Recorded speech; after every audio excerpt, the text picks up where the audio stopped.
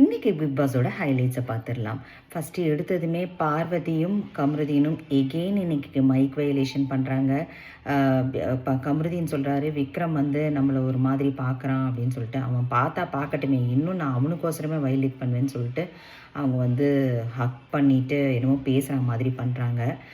ஆக்சுவலாக இது கடுமையாக விஜய் சேதுபதி அவர்கள் வந்து இந்த வாரம் வந்து வார்னிங் கொடுக்கணும். அதே மாதிரி மைக்கை எடுத்துகிட்டு 2 பேரும் ஓடுற மாதிரி ஓடும்போதெல்லாம் ரன் பண்ணும்போதெல்லாம் நம்ம பேசலாம் என்ன வேணால்.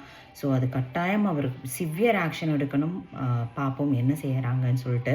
அதுக்கப்புறம் இன்றைக்கி கோர்ட் கேஸ் வந்து 2 கோர்ட் கேஸு, 2மே எஃப்ஜே மேலே தான். ஒன்று வந்து ஆதிரி வந்து எஃப்ஜே மேலேயும், இன்னொன்று வந்துட்டு பார்வதி வந்து எஃப்ஜே மேலேயும் கொடுத்த கேஸு.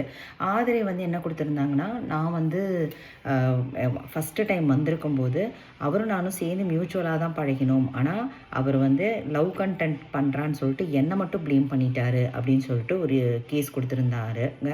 அப்போ வந்து அமித்தும் சுபிக்ஷாவும் தான் ஜட்ஜஸாக இருந்தாங்க. ஸோ ஸ்டார்ட் பண்ணும்போதே என்ன பண்ணிட்டாங்கன்னா, இந்த விக்ரம் தான் எஃப்ஜேக்கு சார்பாக வாதாடினார். ஸோ எஃப்ஜே வந்து எல்லாத்தையுமே நான் ஒத்துக்கிறேன், நான் என் மேலே தான் தப்பு அப்படின்னு சொல்லிட்டாங்க. ஆனால் வந்து திருப்பியும் அரோரா வந்து திருப்பியும் வாதாடுறதுக்கு ட்ரை பண்ணாங்க. ஆக்சுவலாக வந்து இப்படி தான் நடக்கும் கோர்ட்டில். வந்து என்னென்னா, ஒன்ஸ் நம்ம எல்லாமே ஒத்துக்கிட்டோன்னா, நான் என் மேலே தான் தப்புன்னு சொல்லிட்டேன்னா, அங்கே வந்து என்ன சொல்கிறது, திருப்பியும் வந்து கூப்பிடலாம் மாட்டாங்க வேறு யாரையும். திருப்பியும் வாதாடுறதுக்கு அங்கே சந்தர்ப்பமே இருக்காது. அதை தான் அமித் பண்ணினாருன்னு நான் நினைக்கிறேன். ஸோ அங்கே வாதாடுறதுக்கான சந்தர்ப்பமே இல்லை. அவர் வந்து ஆதிரைக்கு ஃபாரா கேஸை முடிச்சிட்டார்.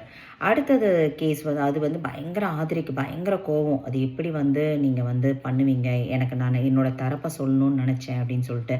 அப்புறம் எஃப்ஜே வந்து திருப்பியும் வந்து இவங்களை வந்து என்னமோ ஹக் பண்ணி ஐம் சாரி அப்படின்னு சொல்லி கேட்டார். அது ஜென்யூனாக கேட்டாரா என்னன்னு தெரில. பட் ஆனால் அதுக்கு ஒரு க்ளோஷர் கொடுத்தாரு.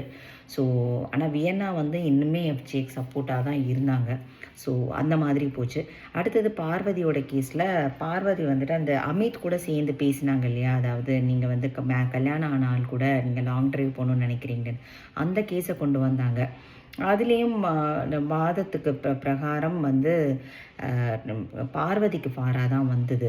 எஃப்ஜே மேலே தான் வந்து தப்பு அப்படிங்கிற மாதிரி வந்துருச்சு. அப்படியுமே எஃப்ஜே வந்துட்டு ஒரு மாதிரி, ஆனால் பார்வதிக்கு பப்ளிக்காக அங்கே வந்து சாரி கேட்கல.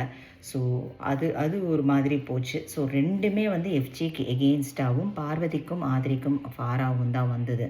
ஸோ பார்க்கணும். இன்றைக்கு ரொம்ப கொஞ்சம் சுமாராக தான் போச்சு. ரொம்ப பயங்கர ஃபயராலாம் இல்லை எபிசோடு. நாளைக்கு பொறுத்திருந்து பார்ப்போம். தேங்க்ஸ் ஃபார் வாட்சிங்.